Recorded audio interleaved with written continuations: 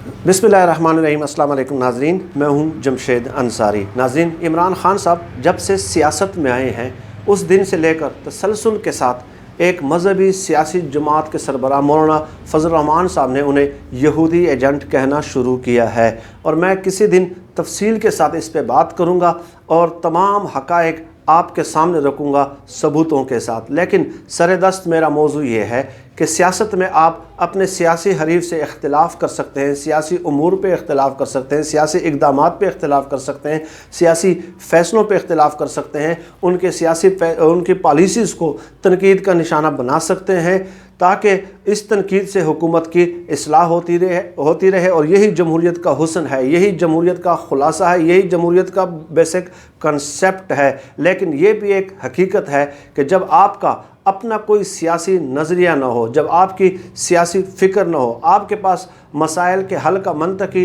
Programme ना हो, तजावीज़ ना हो, और आप अपने सियासी हरीफ को सियासत के मैदान में शिकस्त न दे सकते हों, तब मुख्तलिफ़ किस्म के ज़ाती इल्ज़ामात लगा कर उस शख्सियत को सियासी मैदान से फ़रार कराना चाहते हैं। मौलाना फजल रहमान साहब का भी यही अलमिया रहा है। रोज़ अव्वल से यहूदी एजेंट के नारे को उन्होंने अपना सियासी इस्तिआरा बना लिया है, और हाल ही में 2 दिन कबल उन्होंने एक बार फिर अपने इस मौक़िफ़ का, अपने इस बयान का इआदा किया कि इमरान खान चूँकि यहूदी एजेंट हैं, इसलिए वो यहूदियों के लिए राह हमवार कर रहे हैं।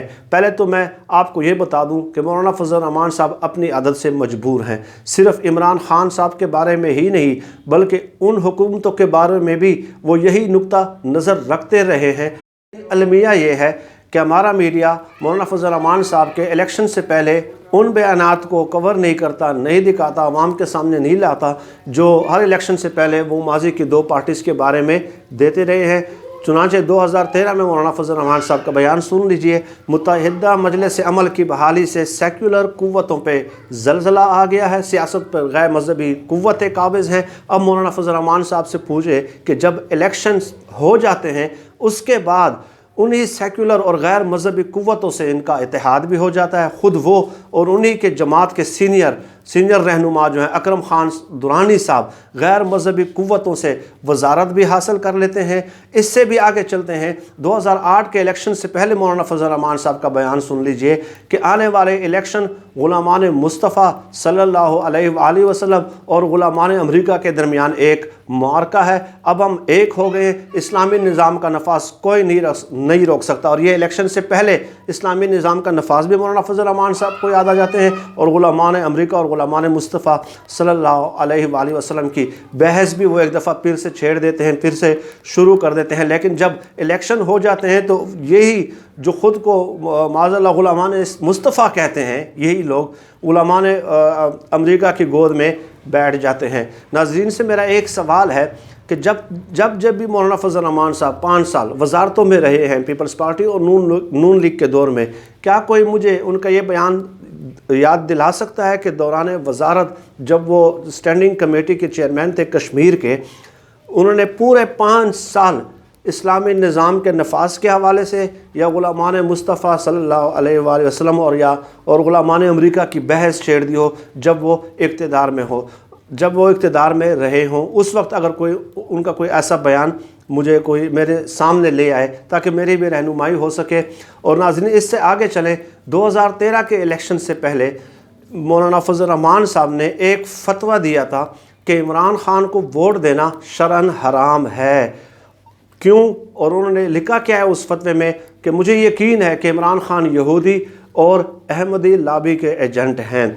चूँकि मौलाना साहब तसलसल के साथ ये बयानात दोहरा रहे हैं, इसलिए मैंने सोचा कि ख़ुद मौलाना फजल रहमान साहब जो कि मसलक देवबंद के फॉलोअर हैं, मसलक देवबंद से ताल्लुक़ रखते हैं, तो उन्हीं के मसलक के एक जो मारूफ़ दीनी दरसगाह है, उन्हीं का फ़तवा मैं आप नाज़रीन के सामने पेश कर दूं कि मौलाना फजल रहमान साहब जो 24-25 साल से तसलसल के साथ इमरान खान साहब को बग़ैर किसी सबूत के, बग़ैर किसी मुस्तनद हवाले के ये इल्ज़ाम, यहूदी एजेंट का इल्ज़ाम लगा रहे हैं, तो ये है जनाब जामियातुल उलूमुल इस्लामिया, और ये फतवा है जनाब अल्लामा मोहम्मद यूसुफ़ बिनौरी टाउन के। और बिनौरी टाउन के बारे में मैं आपको बता दूं کہ یہ مسلک دیوبند کا ایک مشہور دینی درسگاہ ہے اور اس میں بہت سکہ اور مستند علماء بھی رہے ہیں ماضی میں.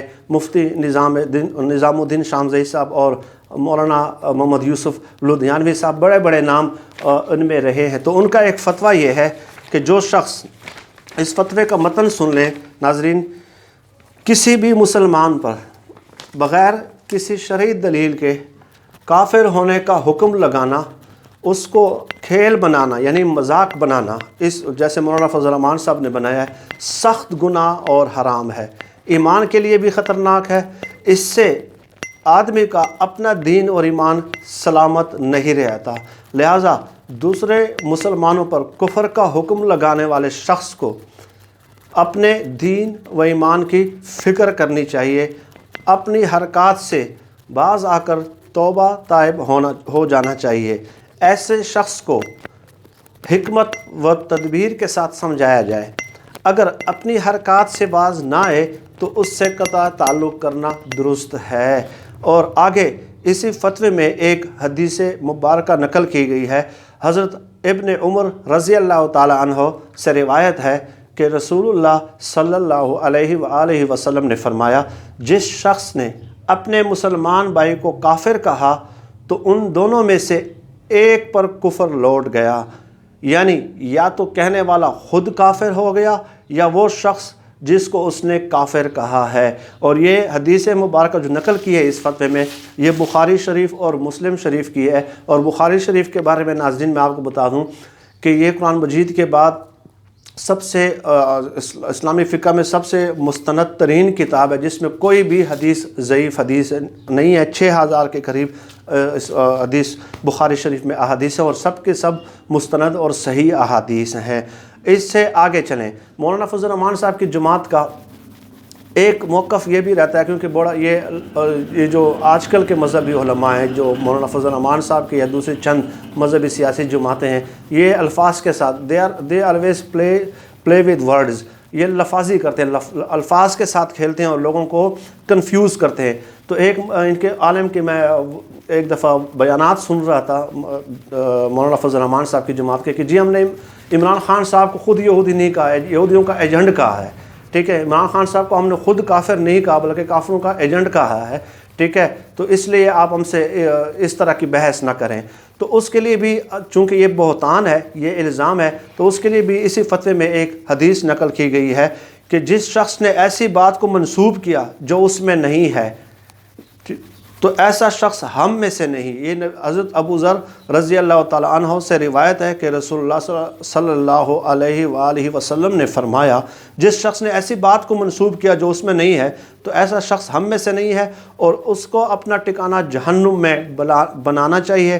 اور جس نے کسی کو کافر کہا یا اللہ کا دشمن کہہ کر پکارا حالانکہ وہ ایسا نہیں ہے تو یہ کلمہ اسی پہ لوٹ آئے گا.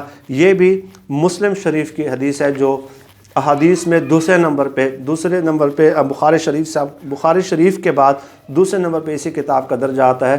تو ناظرین اب آپ خود بتائیں کہ چاہے آپ ان کو یہودی ایجنٹ کہیں یا براہ راست یہودی کہیں، اس کے بارے میں میں نے دونوں قسم کے احادیث آپ کے سامنے رکھ دی ہیں. اب مولانا فضل الرحمان صاحب کے جو پیروکار ہیں خدا را، وہ مولانا فضل الرحمان صاحب سے ان احادیث کے معنی بھی پوچھ لیں اور یہ بھی کہ بنوری ٹاؤن جو مسلک دیوبند کا ایک مستند دینی ادارہ ہے، یہ انہی کا فتویٰ ہے.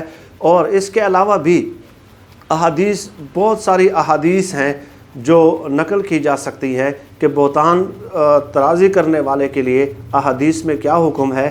لیکن میں نے یہ سوچا کہ یہ فتویٰ چونکہ مولانا فضل الرحمان صاحب کے اپنے مسلک کے علماء کا ہی ہے، اس لیے ان کے پیش خدمت کر دوں.